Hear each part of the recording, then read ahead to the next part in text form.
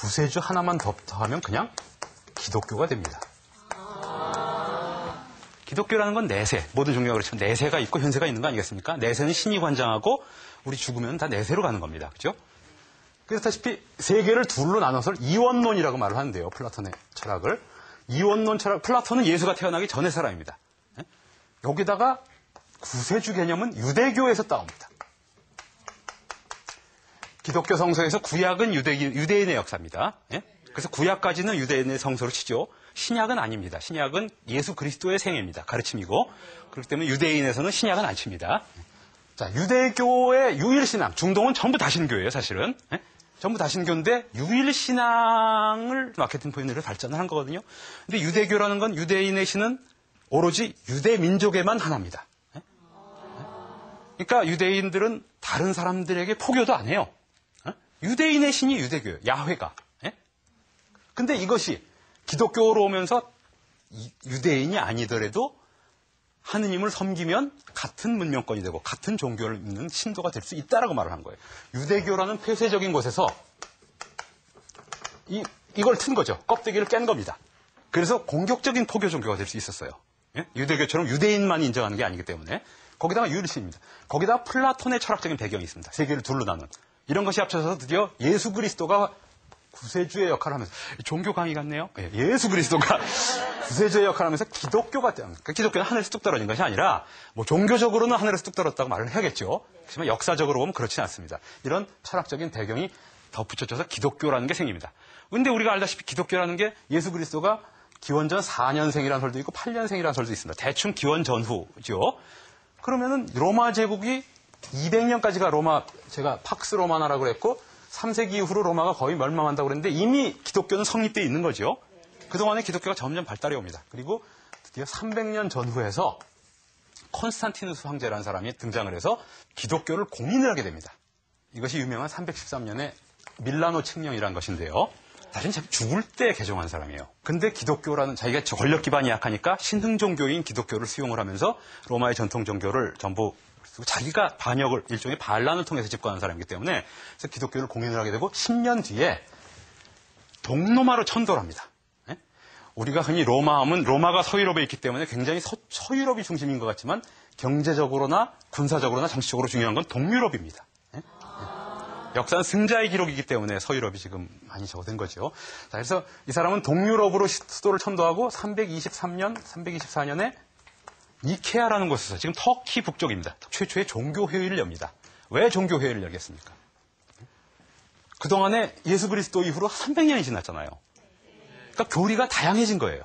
그러니까 이걸 국교로 채택하려면 뭔가 공식 종교를 채택하려면 하나로 돼야 되거든요. 그래서 이 사람이 자기가 직접 사회를 봅니다. 사회학과를 나오지도 않았는데. 사회를 봐서 자기가 6개월 동안 종교회의를 주재합니다. 주교를 한 200명 모아놓고. 그래서 종교를 통일시키는데 교리상으로 말하면요. 예수 그리스도가 와가지고 자기를 신이다. 그랬으면 아무 문제가 없는 거예요. 근데 뭐라고 그랬습니까? 신의 아들이라고 그랬어요. 그럼 아까 말한 유일신이라는 마케팅 포인트에 그럼 일반 사람들이 듣기엔 아버지 신이 있고 아들 신이 따로 있나? 그럼 신은 둘이네? 이렇게 되지 않겠습니까? 그런데 유일신에 위배되는 겁니다. 그래서 여기서 유명한 이거를 해결하기 위해 삼위일체라는 개념이 생겨요. 세 가지 위격. 셋이면서 때로 하나다. 그래서 성부, 아버지, 성자, 그리고 매개하는 것으로 스피릿, 성령이 생깁니다. 사실 어떻게 보면 이게 절충이죠. 이것이 지금까지도 삼위일체론이 채택되는데 재미있는 것은 뭐냐면 콘스탄티누스가 자기가 사회를 보면서 어떻게든 통일을 해라. 자기는 어떻게 통일돼도 상관이 없다라고 사실 얘기한 거예요.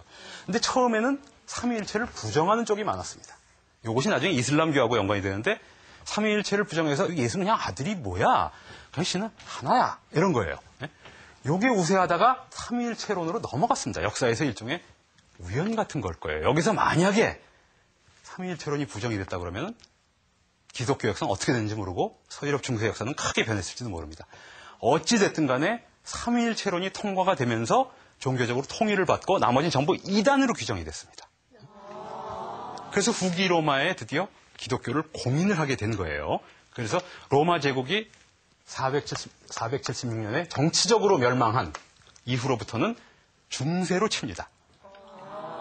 이 중세의 큰 틀은 다음 시간에 상세히 말씀드리겠지만 크게 보면은 굉장히 많은 도시마다 나라라고 할 수가 있는 이렇게 굉장히 다양한 정치적으로 굉장히 다양한 마을마다 나라고 군주가 있고 이런 정치적인 편도를 보이면서 또 종교적으로는 하나다. 기독교 문명권은 크게 하나다. 이 큰 틀을 가지고 유럽 중세의 1000년간이 진행이 될 겁니다. 다음 시간에 다시 한번 생생한 역사로 찾아뵙도록 하겠습니다. 감사합니다. 네. 충분히 재밌었던 시간이었던 것 같습니다. 재미있으셨죠? 네. 이 시간 이렇게 고대 문명에 대해서 알아봤는데 고대 문명, 그때까지만 하더라도 동서양 이렇게 나눠지면서 어떻게 보면은 두 문명이 좀 비슷비슷하게 힘이 겨루어졌다라고 볼 수가 있을 것 같거든요. 예.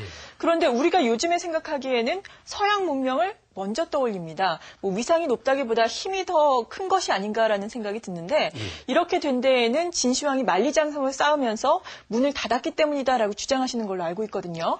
고대에는 그럴 수 있죠. 그렇죠. 예. 그렇다면 역사적으로 문호를 개방하고 또 교류를 하는 것이 이 발전의 출발이라고 보시는 건가요? 그렇죠.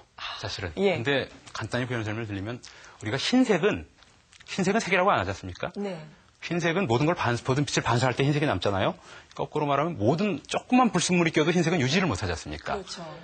그렇지만 그것이 교류를 하기 시작하면 흰색을 유지를 못하거든요. 예. 그런 점에서 교류하고 문호를 여는 것이 우리의 삶의 질을 더 확대해주고 좋게 해주느냐는 건 담보를 못하는데 어차피 교류와 외부 세계와 접촉을 할 거라면 결코 우물안 개구리처럼 안에 있어서는 외부하고 접촉하면 반드시 타락할 수밖에 없고 자체 사회의 기틀을 유지할 수 없다는 점에서는 교류가 불가피화되면 발전이라고 봐야 되는 거죠. 예, 그렇군요. 그리고 앞서서 다음 시간에는 중세에 대해서 말씀을 해주신다고 하셨는데요. 좀 간략하게 맛보기를 보여주시죠. 예.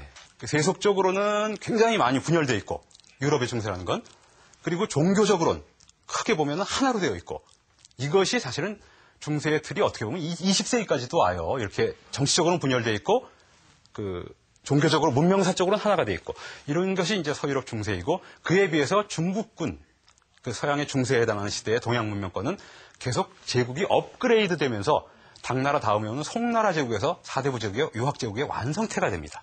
근데 10세기 이후로부터는 북방민족들이 침입해 들어오기 시작합니다. 교류하기 시작하거든요. 송나라의 정체성이 잃어버립니다. 그래서 중화 제국이 무너지게 되죠. 그런 기틀을 볼 수 있을 겁니다. 중세에 들어서 말이죠. 네, 내일 이 시간 보다 자세한 내용 확인을 해보겠습니다. TV평생대학 남경태의 세계사 흐름 읽기 내일 이 시간에 다시 뵙겠습니다. 시청해주신 여러분 고맙습니다.